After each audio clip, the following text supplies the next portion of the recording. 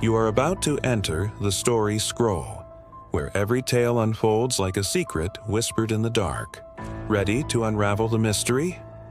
Let's go. In the frozen Canadian wilderness, a trapper stumbled upon an Inuit village in 1930. Fires still burned. Food sat waiting, but every single villager, without a trace. This is the mystery of Anjikuni Lake. Our story begins with Joe LaBelle, a seasoned fur trapper who knew the area around Anjikuni Lake like the back of his hand. He had trapped these parts before and had even paid a visit to the Inuit village that dotted the landscape.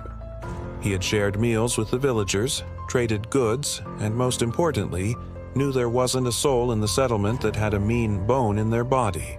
So, it was all the more shocking when he returned one winter day in 1930 to find the entire village deserted. It was April, and LaBelle was making his way across the ice-jammed waters of Anjikuni Lake when he noticed something was off. There should have been roughly 24 people in the village, but the only sound he could hear was the wind whistling through the trees.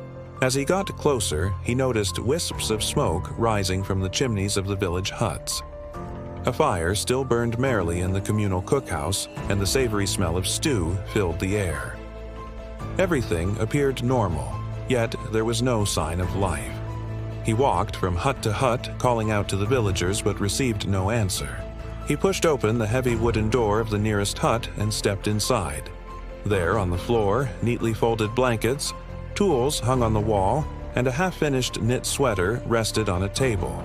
It was as if the villagers had just stepped out for a moment and would return at any second. But as days turned into weeks, it became clear they weren't coming home. It wasn't just the homes that were eerily empty. The village cemetery was also disturbed. Some graves had been dug up and the bodies removed. Others claimed to have seen a strange blue light hovering over the village in the weeks before the disappearances. What had happened to the people of Anjikuni Lake? When LaBelle first reported his discovery to the Royal Canadian Mounted Police, they assumed the worst. The officers who arrived at the village with him searched every building, but found no sign of a struggle, no indication of foul play. Even the sled dogs were found dead, still tied to their posts, having been starved to death as if their owners had left them behind overnight. The villagers' personal belongings were all accounted for, but nobody had any answers. Rumors began to spread like wildfire. Had the people of Anjikuni been taken by aliens? Was this the work of a madman?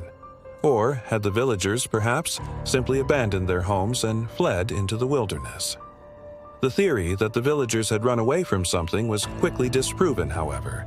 There was no evidence of mass hysteria, no indication of a threat, and no record of the villagers ever abandoning their homes. The cemetery also offered no answers. While some graves had been dug up, the bodies had not been taken with them. And as for the blue light that many claimed to have witnessed, well, it could have been anything. Skeptics later claimed the whole story was either greatly exaggerated or completely made up. By journalists hungry for a good story, there was no independent verification of LaBelle's claims, and many believed he had concocted the tale to drum up business. But the man himself insisted he was telling the truth. And the reports from the time are chilling. In the Canadian Encyclopedia, author David Thompson wrote, quote, "The village cemetery was visited, and several graves found to be recently disturbed. On one grave, a new mound of earth showed where a body had been removed. All the bodies from these graves had been taken away. Some residents of nearby villages stated that they had seen a strange blue light over Anjikuni Lake at about the time of the disappearance."